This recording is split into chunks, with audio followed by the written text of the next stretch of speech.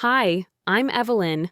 While I was lying in intensive care, bleeding, empty, barely breathing, my husband was in a hotel room with his ex. And when I got home, still stitched, still broken, he looked me right in the eye and said, "Be mature about it, Evelyn. I've invited her to Christmas dinner." Mature. That word used to keep me quiet, used to make me doubt myself. But that night, it became something else, because I'd already invited her fiancé. And when the door opened, everything they built on lies fell apart faster than the silence he told me to keep. When I opened my eyes, the first thing I heard wasn't crying. It was the soft, mechanical pulse of a heart monitor. The air smelled like antiseptic and winter rain trapped inside recycled hospital air. I tried to sit up, but the world tilted, gray and heavy.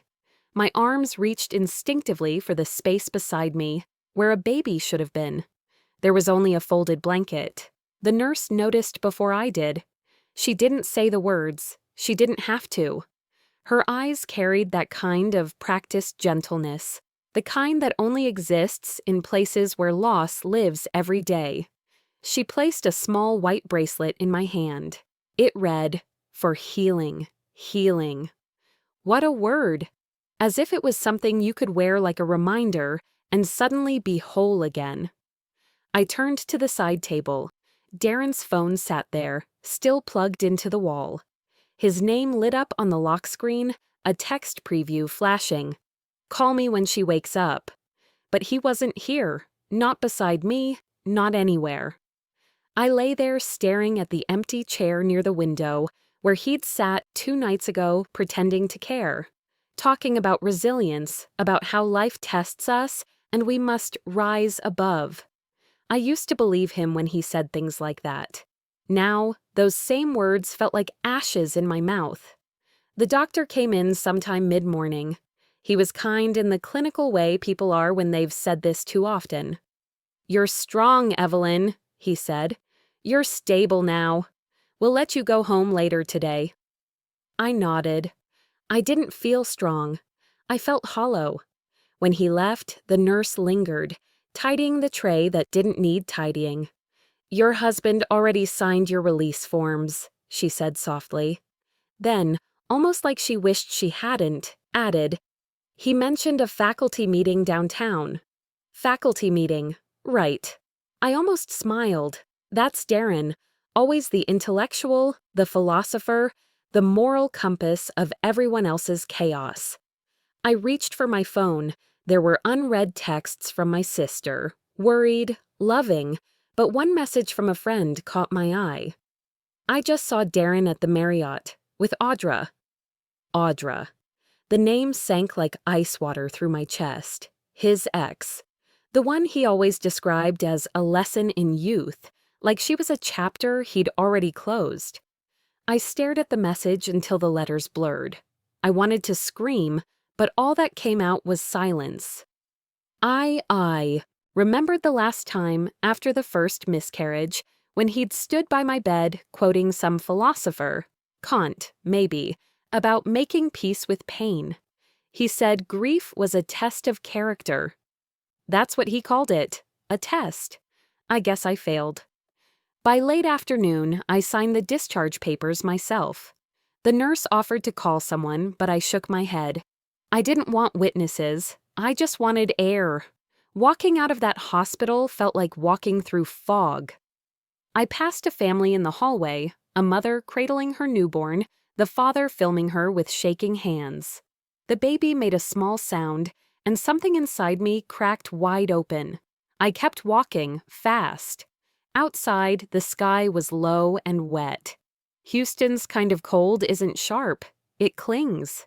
I got in my car and sat for a long time before I could start it. My hands were shaking on the steering wheel. "Be mature," I whispered to myself. That was Darren's phrase, his answer to everything uncomfortable. Don't cry, don't raise your voice, don't question him. Be mature. For years, I thought that was wisdom. Sitting there, I realized it was control, a tool to make me smaller, quieter, easier to forget. By the time I reached home, dusk had swallowed the neighborhood. The house smelled like old candles and something missing. I walked straight to the nursery, the room we'd painted pale pink when hope still lived here. The crib was untouched, the little mobile of stars still hanging above it. I sat on the edge of the rocking chair and stared at the empty space where life was supposed to be. I slipped the white bracelet off my wrist and placed it on the crib. The tag, for healing, stared back at me. I wondered if healing was supposed to feel this much like dying. My phone buzzed on the dresser. Darren's name lit up. His voice came through the speaker, calm, smooth, perfectly measured. "Glad you're out," he said. "I'll be home tomorrow. Be mature about this, okay?" My throat closed. I didn't answer right away. My eyes stayed on the crib, the pale pink walls, the bracelet glinting under the soft light. "Be mature," I repeated quietly.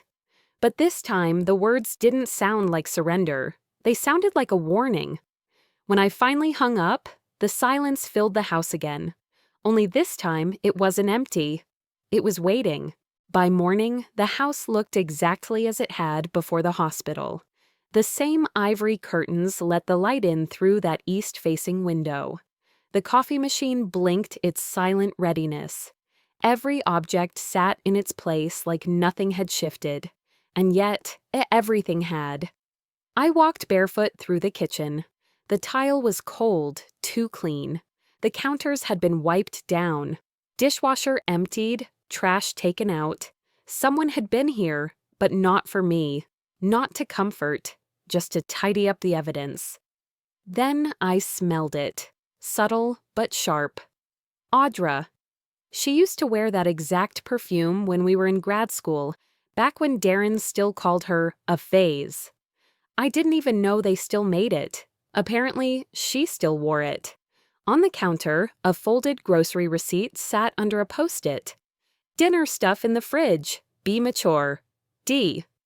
I stared at the note like it was a legal document. That phrase again. Be mature. 3 words, 5 letters each, and somehow it always sounded like a command dressed as compassion.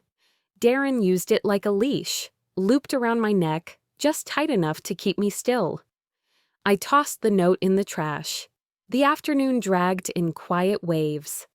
I sat in the living room for a long while, not doing anything, just existing. The chair creaked under my weight, the same creak it had made the first night we moved in. We were younger then, poorer, more hopeful. He'd promised me a home, a family, something sacred. Around 3 p.m., I heard the garage door hum.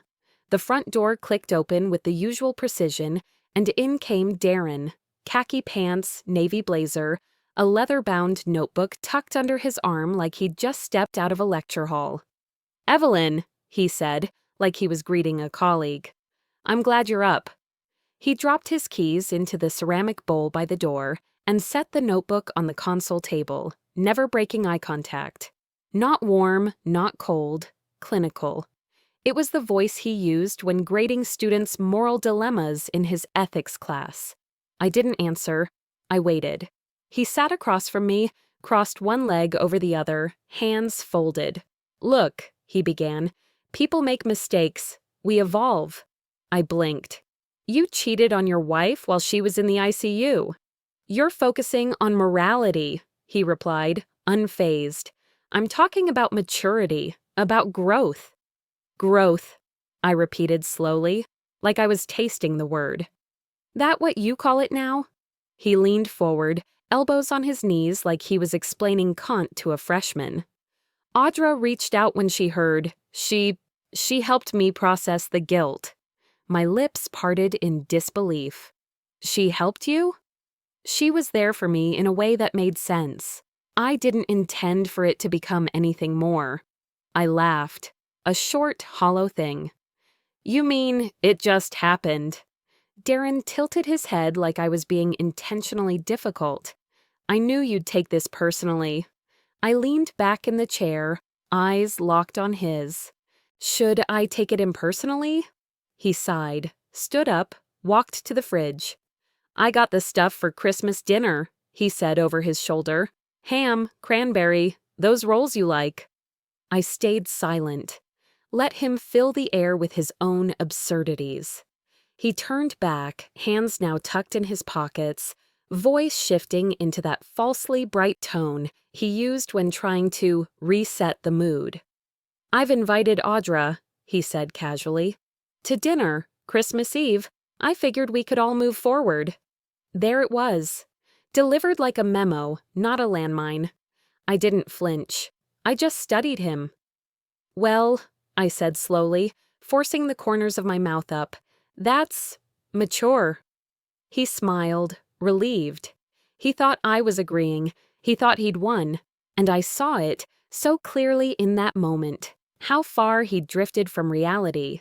He thought emotional abuse sounded like reason. He thought betrayal, if spoken in soft enough tones, could pass for progress. In my mind, I saw the dinner table, white tablecloth, candles flickering, wine glasses clinking, Audra in her perfume, Darren carving meat like a family man, lies served with side dishes, and me, silent, smiling, watching. He walked over, leaned down, and kissed my forehead like a therapist dismissing a client. "Thanks for understanding," he murmured. I didn't move, didn't breathe. Then he left, said he had a meeting, some department thing. The door closed behind him like a seal on an envelope, neat, final. I waited until I heard his car reverse out of the driveway. Then I went upstairs to his study. His laptop wasn't password protected. Of course it wasn't. Darren believed in transparency, so long as he curated what was visible. I opened the email app. It was all there. Audra: "Can't wait to see you at dinner. She's fine with it, right?" Darren: "She'll behave. She's mature." I stared at the screen, letting the words burn their way into my brain. Then I smiled, not politely, not painfully. It was small, but it was real. The first honest smile I'd worn since the hospital. That night, I couldn't sleep. But I did start planning. The clock glowed 4:12 a.m., but I was wide awake. I hadn't turned on a single light in the house. Instead, I moved like a shadow, careful not to make a sound.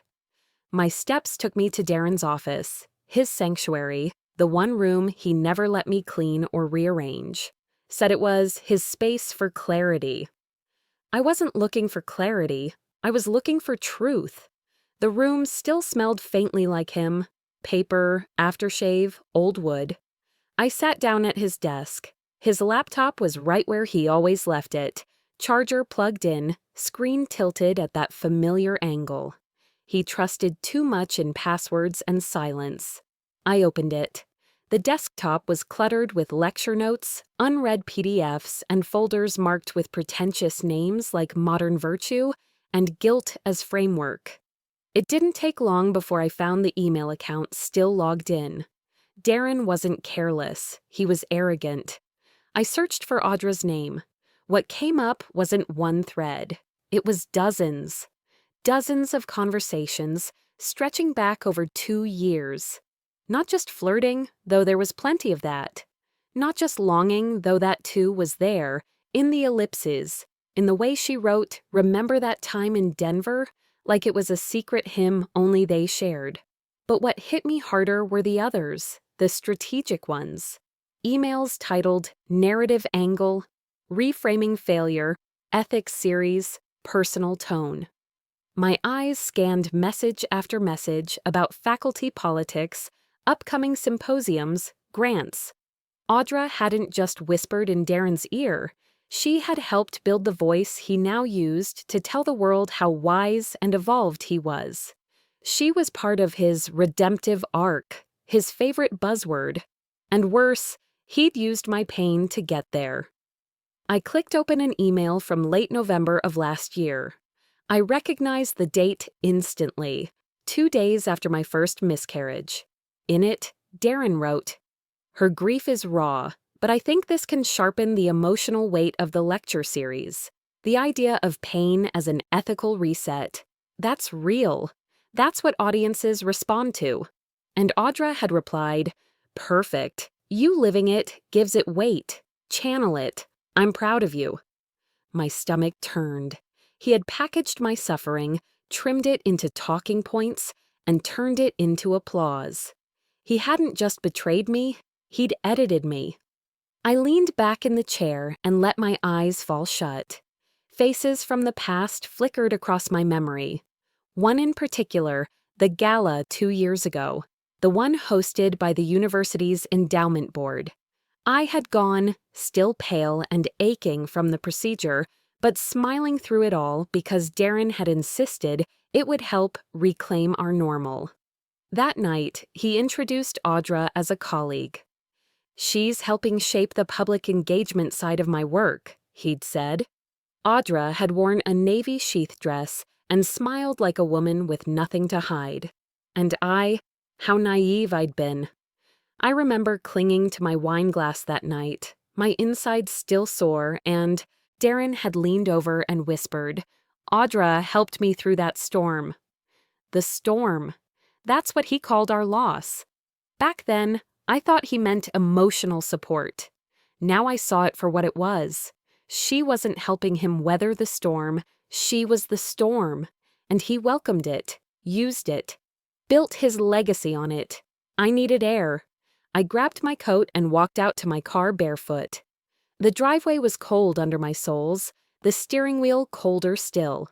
I sat there for a while, staring at the empty passenger seat. That seat used to hold diaper bags, gift wrap, baby name books. Now, nothing. I picked up my phone and dialed Nora. It was early, but I knew she'd answer. She always had a nurse's instinct for people in pain. "Eve," she answered groggily. "I need to ask you something," I said, voice even. "At the hospital, did Darren really leave for a faculty meeting?" There was a long pause. Then Nora's voice, quiet and careful. "He signed you out at 8:40 a.m., said it was urgent. I didn't want to pry, but I saw him in the lobby an hour later. He wasn't alone." That silence between us held everything.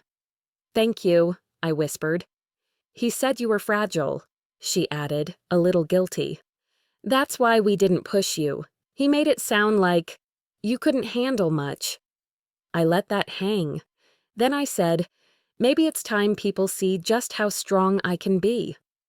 I ended the call and walked back inside. The house was still.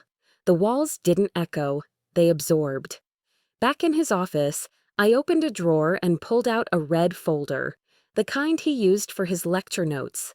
I printed every email I had read, stacked them neatly, and slid them inside. Then I sat down at the desk again, pulled out my journal, and wrote in clean, firm handwriting, "The truth will need witnesses." I closed the book. The laptop screen had gone black, and in it I caught my own reflection. Eyes calm, mouth set, jaw quiet but fixed. So I whispered, "Be mature, fine, but not your kind of mature." From the nightstand in our bedroom, I retrieved the white bracelet the nurse had given me. "For healing," it said. I slipped it into the folder, closed it shut, and placed it under my arm like a student going to class. That night, I started making a list of people who thought they knew the truth. The list kept growing. Names, dates, places, filling pages in my notebook like puzzle pieces falling into place. But this wasn't revenge. It wasn't about rage. It was about clarity. And when I woke the next morning, I knew exactly where to begin. The university campus looked the same as always, sterile, symmetrical, humming with ambition. I parked in the visitor's lot with Darren's old conference badge clipped to my coat. No one looked twice. Inside the lecture hall, I leaned quietly against the back wall. Darren stood at the front, his voice rich and warm, weaving stories about moral obligation and human dignity.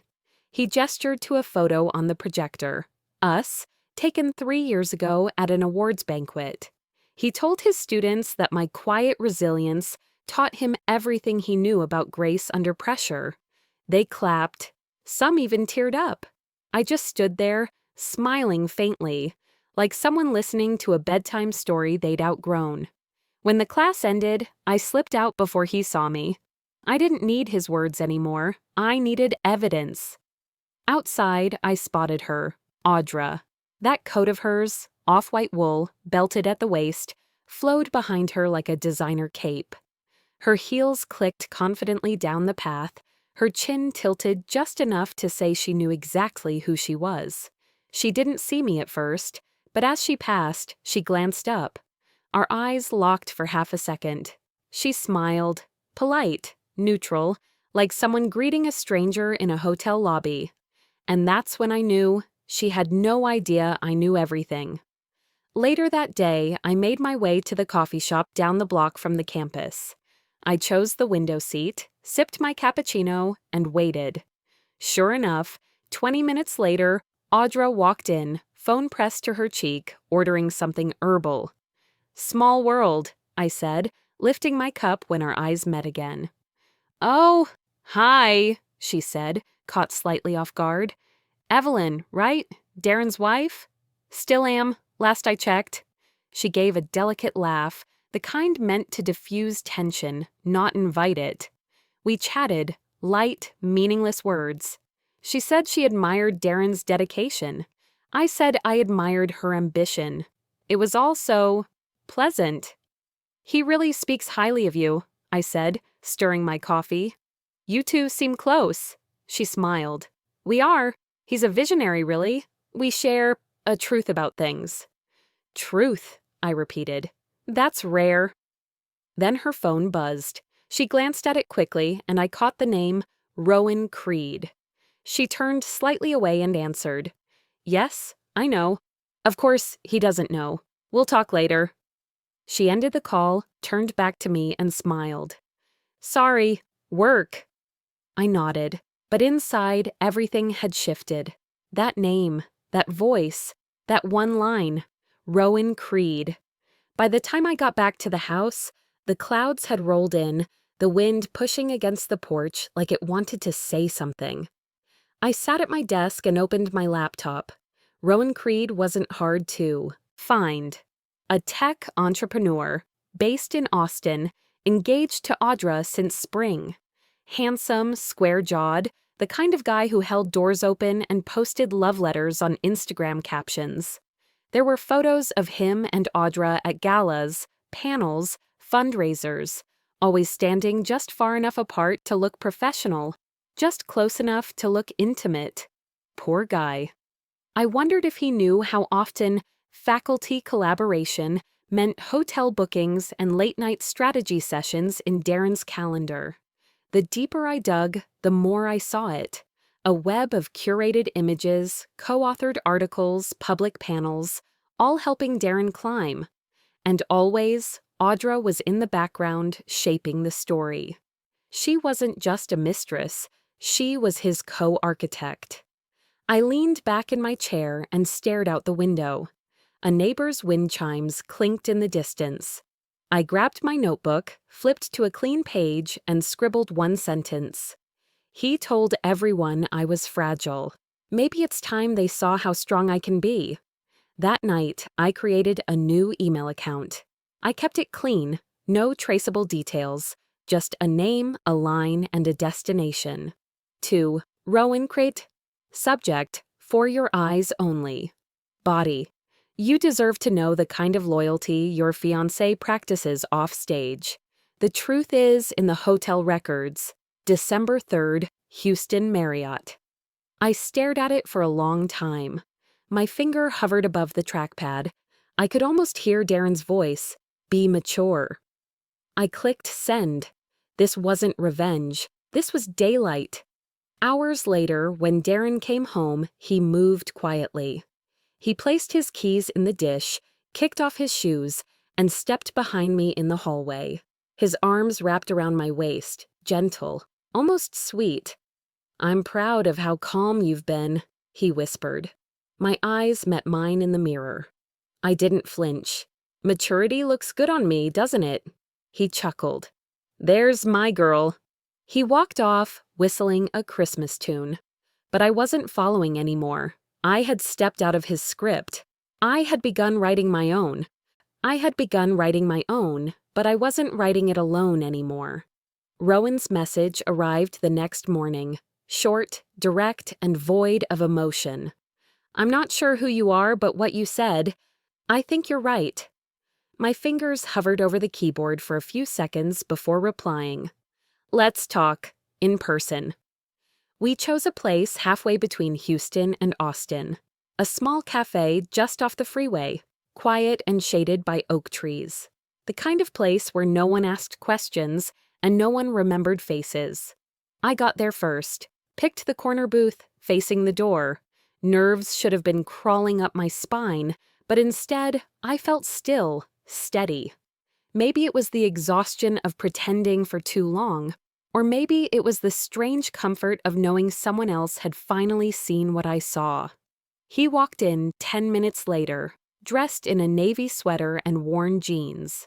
He looked like someone who hadn't slept, hadn't eaten, and hadn't yet decided how angry he was allowed to be. "Evelyn?" he asked as he approached. I nodded and gestured to the seat across from me. He slid in, placing a manila folder gently on the table between us. I brought what I could find. I reached into my bag and pulled out my own folder, the red one. We didn't open them right away.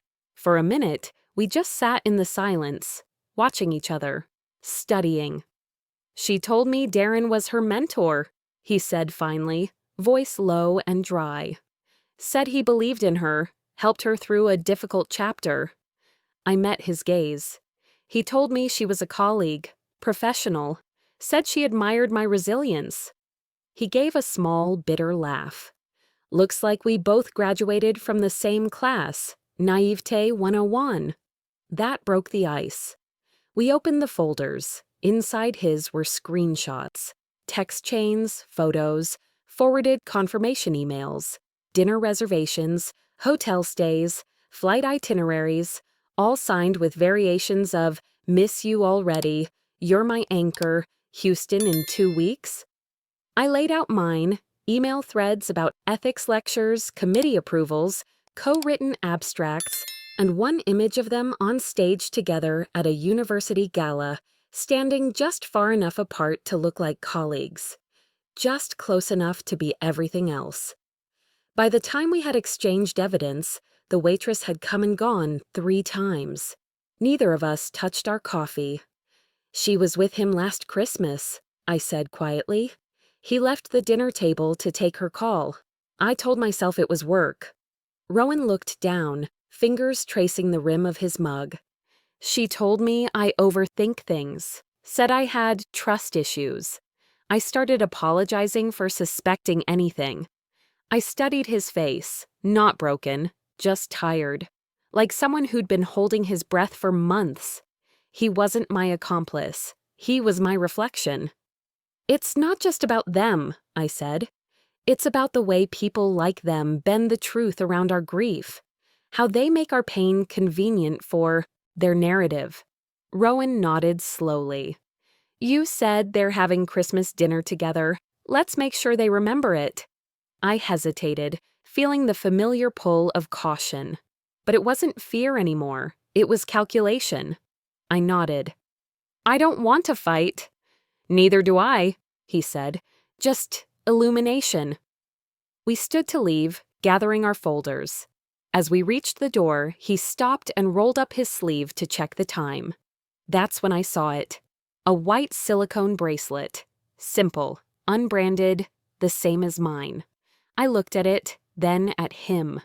"Where did you get that?" He glanced down. "Audra gave it to me. Said it was for healing." My mouth curved just slightly. "She gives them to everyone, apparently." We parted with a brief handshake, no more than a nod. But there was weight in it, a quiet agreement, sealed not by rage, but by understanding. The drive home was quiet. Cold light spilled across the freeway, and the world felt unnaturally still, like something was waiting. Back at the house, the front door creaked softly as I stepped inside. I placed my bag down, took off my coat, and walked straight into the kitchen. I stirred a pot of soup I'd started that morning, the smell of rosemary and garlic filling the air. Darren was in the next room, on the phone. His voice, as always, calm, controlled. "Yes, she's fine. She's being mature about it." I smiled, setting the table. Just 2 places. Forks aligned, napkins folded neatly. Under my breath, I whispered, "For once, he's right." My phone buzzed from the counter. A message from Rowan. "See you at dinner." That single sentence glowed on my phone screen long after I put it down. It didn't feel like a warning or a threat. It felt like alignment, the quiet understanding between 2 people who'd finally stopped living inside someone else's story. The next morning, sunlight filtered weakly through the kitchen blinds. Darren sat at the table, already dressed for work, reading the paper like a man perfectly in control of his world. The clink of his spoon against the coffee mug was steady, rhythmic, smug. "I finalized the dinner list," he said, not looking up. "It'll be intimate. Just us, my mother, and Audra. We'll keep it civil."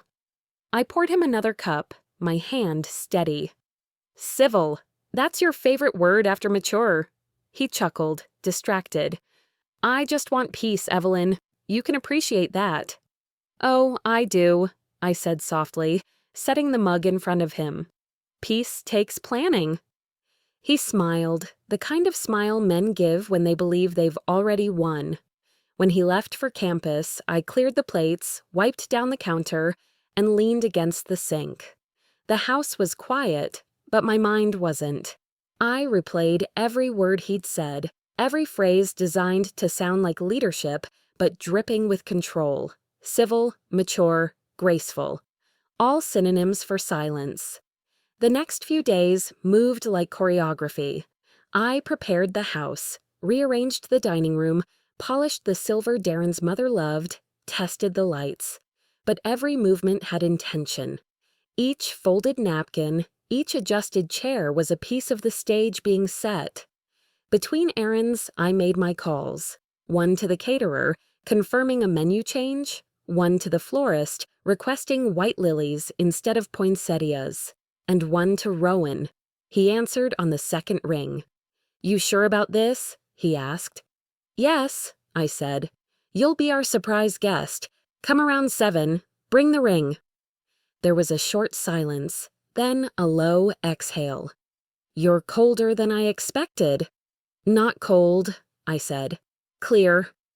When I hung up, I printed 2 envelopes, one labeled Truth, the other for Healing. I placed them carefully in the drawer beneath the red folder. That afternoon, while I was setting out the tablecloth, the doorbell rang. It was Audra. She stood there on the porch, dressed in a soft beige coat, the same calm arrogance she'd always carried. "Evelyn," she said warmly, "I know this might seem strange, me stopping by, but I wanted to clear the air before Christmas. Darren and I, well, we've always shared an intellectual bond." Her words floated out, polished and practiced. She had the tone of a woman convinced her morality had footnotes. I smiled. "Of course, bonds like that are rare. I'll see you both at dinner." The way her eyes flickered told me she wasn't sure whether I meant it as forgiveness or threat. When she left, the faint trace of her perfume lingered. The same scent I'd noticed in the hospital, the same one that had clung to Darren's blazer that night. I went to the living room, opened the red folder, and slipped in a fresh printout. A photo of the 2 of them leaving the Marriott lobby together. I had no idea who took it, but it didn't matter. The truth always finds its photographer. That night, I found Darren in his study, reading through note cards. His tone was practiced, his inflection rehearsed. "For Christmas," he said when he noticed me, "I'm giving a short toast. Something about forgiveness, growth, and integrity. I think it's the right message." "Integrity," I repeated. "That's bold." He smiled, oblivious. "You'll like it. It's about trusting again." From the hallway, I watched him rehearse the words like scripture. Trust in marriage, ethics of forgiveness, the strength of moral unity. It was almost poetic, how easily he could drape deceit in wisdom. When he went upstairs, I sat at his desk. I found the note cards he'd been reading from and slipped one of my own between them. It said simply, "Trust dies in silence." Then I placed one of the printed envelopes beside his speech notes, the one labeled Truth. Later, when he kissed me goodnight, his lips brushed my temple lightly, his voice low and full of confidence. "I knew you'd handle this with grace." I looked at him, eyes calm. "Grace takes practice." He smiled, completely unaware. When the light clicked off, I lay still beside him, my eyes open in the dark. I could hear the faint hum of the refrigerator, the rustle of the wind against the house, the steady rhythm of Darren's breath. Shallow, untroubled, undeserved. On my wrist, the white bracelet caught the faint glow from the streetlight outside. Its words, for healing, shone faintly in the dark. I turned them toward me and whispered, "Healing comes in many forms." And then, quietly, I began to arrange the dinner table in my mind. Every seat, every lie, every truth waiting for its audience. By Christmas Eve, everything was ready. The food, the wine, the lies. Layered like the pine-scented candles flickering across the mantel. The house glowed in golden tones, the kind that whispered warmth and tradition. Every light dimmed to softness, every surface gleamed. It looked like a Hallmark postcard, but underneath it all there was a stage being set. I placed the last wineglass on the table, turning it slightly until the rim caught the chandelier light just so. Darren walked in, adjusting his tie, humming something faintly familiar from his childhood church choir. He smiled when he saw the table. "This looks perfect." "It had to be," I said. "It's Christmas." The doorbell rang at 6:30 sharp. First came his mother, wrapped in a cranberry coat, her lipstick matching perfectly. She carried her famous sweet potato pie and a sense of self-importance that filled the hallway before she did. "Darling," she said, kissing my cheek. "You look so composed." I gave her a smile that didn't reach my eyes. "It's a special night." Then came two of Darren's colleagues, the kind who quote research papers over turkey and assume their wives adore every minute of their company. And finally, Audra. She stood in the doorway in a white dress that clung like a secret. Her hair curled just so, her lips painted red with precision, and in her hands a bottle of aged wine wrapped in gold foil. "I hope this isn't too awkward," she said with a delicate laugh, eyes scanning the room, calculating. "Not at all," I replied, stepping aside. "It's Christmas." Darren placed a hand on the small of my back, a performance gesture, and leaned in. "This is good. You're amazing." I nodded, my smile fixed like crystal. Dinner began with practiced ease. Darren carved the roast like a man presenting a thesis. Wine was poured, the music hummed softly from the speaker in the corner, and laughter floated, polite, restrained. Then Darren stood. "I just want to say," he began, holding his glass, "that this year has taught me the value of growth, of forgiveness, of owning our flaws and embracing those who help us see them." He looked around the table, his gaze settling on me. "I'm grateful for my wife, her maturity, her grace." The guests murmured approvingly. Audra beamed, smug, triumphant, as if she too had earned credit for my restraint. I lifted my glass. "And to Truth," I said, calm and clear, "the only guest who never gets an invitation." Silence. It lasted just a moment, long enough for every person to glance at someone else. Then Darren laughed, quick and nervous, and raised his glass higher. The others followed suit, unsure but obedient. I didn't take another sip.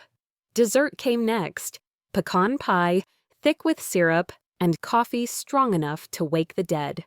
Conversation stumbled into familiar stories and seasonal chatter. But the air had shifted. Something unspoken had entered the room, And then came the knock, a solid, intentional sound. Not hurried, not hesitant. Darren frowned. Who would that be? He rose and walked to the front door. The room went still. "Merry Christmas," a voice said. "I believe I'm invited." Every head turned as Rowan Creed stepped inside, holding a small wrapped box. He wore a charcoal suit and an unreadable expression. Calm, centered, but not kind. Audra's hand paused mid-reach for her fork. Her face drained of color so quickly I thought she might faint. Darren stood frozen near the foyer, blinking as if the scene were a dream he couldn't shape. I rose slowly, setting my napkin on the table. "Oh, good," I said. "Everyone's here now." Rowan walked toward the table, placing the box in front of Audra. "I brought you something," he said. "A reminder of loyalty." She didn't open it. She didn't need to. The size and shape were unmistakable. Darren stammered, his voice cracking. What is this?" I met his eyes and spoke, calm and unwavering. "Since tonight's about honesty, I thought it was time we unwrapped everything, not just the gifts." Audra stood abruptly, pushing back her chair with a screech against the floor. Darren reached for her, whispering something sharp and low. The guests looked from one face to the next, realizing they weren't at a dinner party. They were part of a play, and the script was no longer Darren's. Rowan remained still, eyes fixed on Audra. He didn't yell, he didn't accuse. His silence said more than any word could. Darren turned to me, his voice tight. "What did you do?" I stepped closer, leaning in just enough so only he could hear. "Exactly what you taught me," I said. "I was mature." The room buzzed with confusion and whispers. Audra reached for her coat. Darren looked like a man dropped into the wrong reality, unable to find the exit. And I stood still, calm, composed, the bracelet on my wrist glinting beneath the chandelier. That small white band, so innocent, so ironic, catching the light like a quiet spotlight. The table remained set. The candles still flickered, but the evening had changed. The truth had been seated at last. No one moved for a full minute after Rowan stepped inside. The air hung thick, the scent of roast turkey now nauseating, the sound of distant carols absurd in its cheerfulness. I stood, my hand resting on the back of my chair, the pulse in my wrist steady, controlled, waiting. Then I walked to the sideboard, opened the drawer, and pulled out the red folder. Darren's eyes followed it like a man watching a lit fuse. "Evelyn," he said quietly, voice strained. "Not here." "This is exactly where," I replied. I laid the folder on the table and opened it. One by one, I spread the contents across the white linen tablecloth. Printed emails, receipts, photos. Proof upon proof, the paper edges catching the candlelight like small knives. No one breathed. The only sound was the slow crackle from the fireplace. "This," I said evenly, "is what forgiveness looks like when it's earned. And this," I pointed to the photos, "is what it looks like when it's not." Darren pushed back his chair slightly. "You're invading privacy, Evelyn. This isn't mature," I finished for him. "That's your favorite word." He flushed, straightened, tried again. "You could have come to me. We could have discussed." "Discussed?" My voice sharpened, just enough to cut. "Like you discussed it with Audra while I was in intensive care?" His mother gasped. The fork in her hand clattered to the plate. The colleagues shifted in their seats, suddenly remembering they had families of their own to get home to. Audra's voice came small, fragile. "This is cruel." "Cruel?" I looked at her, really looked. The perfect hair, the trembling lip, the false humility. "You visited him while I was hooked to an IV. You smiled at me the next morning, told me how strong I was. That's not cruelty, Audra. That's choreography." The music in the background silent night, felt mocking, too gentle for the wreckage it underscored. Rowan reached into his jacket pocket and pulled out his phone. "You missed one piece," he said quietly. He tapped the screen and a voice filled the room, Audra's, recorded, soft but unmistakable. "He'll never leave her, but as long as she stays quiet, we can keep this."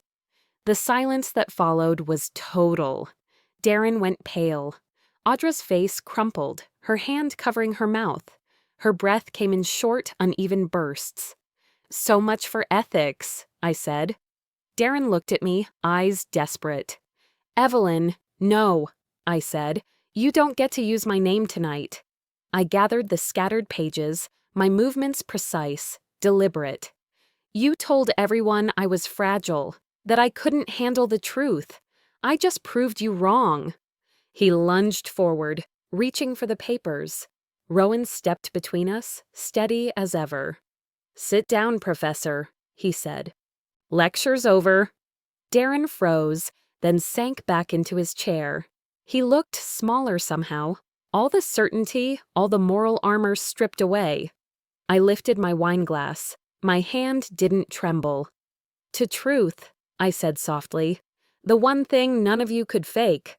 I drank, not for victory, not for vengeance, for release. Audra stood then, shaky but still proud enough to perform. "Rowan, please." He didn't even look at her. "You already did enough." Darren's mother rose next. She placed her napkin on the table, smoothing it once with trembling hands. Then she turned to me. "You deserved better, dear," she said, voice low. "Much better." When she left, the front door clicked shut like the final punctuation of a sentence too long delayed. The others excused themselves quickly, stumbling through goodbyes, avoiding eye contact. Within minutes, only the four of us remained. Darren, Audra, Rowan, and me. Then three. Audra followed Rowan to the door, whispering apologies he didn't acknowledge. When the door closed behind them, the house exhaled. I gathered the papers, the ring box, the bracelet, symbols, all of them. The tools of silence, the currency of deceit. I placed the bracelet on the table, beside Darren's untouched glass, the same one he'd used to toast forgiveness. "You can keep this one," I said. "I don't need reminders anymore." He didn't answer. His hands were pressed to his face, elbows on the table, the posture of a man who just realized the audience had stopped clapping. I walked toward the door, the hem of my dress brushing the floor, my heels quiet against the wood. Behind me, the house was still glowing, every light soft and warm, every shadow stretching longer than before. Outside, the air was sharp, clean. Snow had started to fall, thin flakes swirling under the streetlight. I stood for a moment on the porch, breathing in the cold until it burned my lungs. Inside, I could still hear the faint hum of carols. Joy to the world of all things. The irony made me smile, not the bitter kind, but the tired, knowing kind that comes at the end of a long storm. "He wanted maturity," I whispered to the night. "He got consequence." I stepped down onto the sidewalk, the snow crunching softly under my shoes. Behind me, through the window, I could see Darren still sitting at the table, head bowed, surrounded by the wreckage of his own making. The candles flickered once, then went out. By the next morning, the news had spread across the university, and I was finally free. The headlines came in whispers first. Colleagues exchanged glances in hallways. A faculty forum post mentioned ethical concerns. By lunch, the dean's office issued a formal statement, skimming past names but clear in implication. Darren Holt, once the golden academic, was now just another name in a footnote of scandal. But that was 2 weeks ago. Now, sunlight streamed through the half-open blinds of my new apartment, casting lines across the hardwood floor like quiet music. The scent of coffee filled the air, rich, familiar. I sat curled in the corner of my small couch, a warm mug in hand, My laptop open beside me. An email blinked on screen from Human Resources. Your resignation has been processed. We thank you for your contributions and wish you well. I stared at it for a moment, not with sadness, not even satisfaction, just stillness. My fingers hovered over the trackpad, then slowly clicked Archive. I exhaled. A long, full breath I hadn't realized I'd been holding since the night I walked out of that house. There was no sound, no lecture notes shuffling, no forced pleasantries, no Darren in the kitchen talking about deadlines or travel. The silence wasn't heavy anymore. It was warm, like a soft quilt. I didn't need noise to know I was alive. I had breath and space and sunlight. Later that afternoon, I stepped onto my small balcony. Below, cars moved steadily through the neighborhood. Across the street, a woman walked her dog, waving at a neighbor. I returned the wave instinctively, then smiled when I realized I wasn't performing. Not for Darren, not for his colleagues, not for anyone. Just a simple human moment. The world, meanwhile, had its own rhythm of reckoning. I didn't chase the gossip, but it found its way to me in texts, in forwarded articles. Darren's name was trending for all the wrong reasons. Anonymous comments filled with speculation, indignation, some even defending him.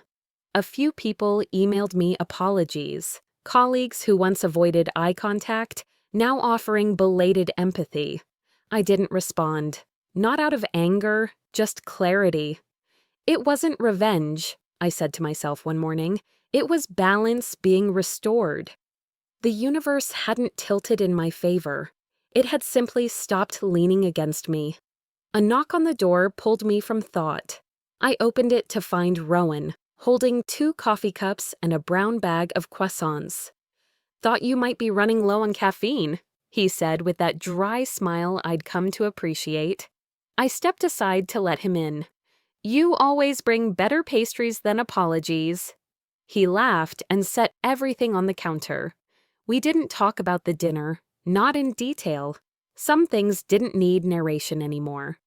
"You handled that night with more grace than I ever could have," he said quietly, sipping his drink. I looked at him, then out the window. Grace takes practice. He reached into his coat pocket and placed a small box on the table. "Found this after everything. Figured you might want it." I opened it slowly. Inside was my hospital bracelet. The thin white band, still bent where it had once circled my wrist. I hadn't even noticed it was missing. For a long moment, I just held it. Thumb brushed the printed date. Then, without speaking, I opened the window beside us and let the wind take it. It flew for a second, just a slip of plastic, then disappeared into the breeze. Rowan didn't ask why. He just nodded, and we finished our coffee in comfortable quiet. That night, alone again, I thought about what Darren used to say every time I brought up something uncomfortable. "Let's be mature about it." He thought maturity meant silence, that forgiveness meant swallowing, that love was proven by what you endured, not what you changed. But maybe maturity was just clarity. It was knowing the difference between stillness and stagnation, between grace and denial, between peace and performance. Maybe it was knowing when to stop speaking, not because you had nothing to say, but because you no longer needed them to hear it. A few days later, I walked into the local community center, a small art hub nestled between a laundromat and a dentist's office. I'd signed up to volunteer once a week, teaching a writing class for women over 40. Most of them weren't writers, not in the published sense. They were mothers, nurses, retired accountants. They wrote because their voices had gone quiet too long. We sat in a circle. One of them, Maria, a widow in her late 50s, asked, "How do you know when a story's over?" I didn't answer right away. I looked around at their expectant faces. Women who had lived whole lives without applause, who carried stories in their bones. "When you stop needing them to understand," I finally said. That was it. No epiphany, just stillness. A kind of settling that didn't need explanation. 1 week later, I drove by the old house. It looked smaller now, the lawn unkept, a window cracked. It wasn't derelict, just abandoned by the energy that once pretended to hold it together. I didn't stop the car, just slowed down enough to glance one last time. "Be mature, Darren," I whispered. "Maybe now you'll learn what that means." Then I turned up the radio. Soft jazz played, not cheerful, not sad, just enough to carry me forward. I drove into the horizon, Texas dusk unfolding around me. No destination, just direction. Sometimes maturity isn't silence, it's choosing which silence is yours.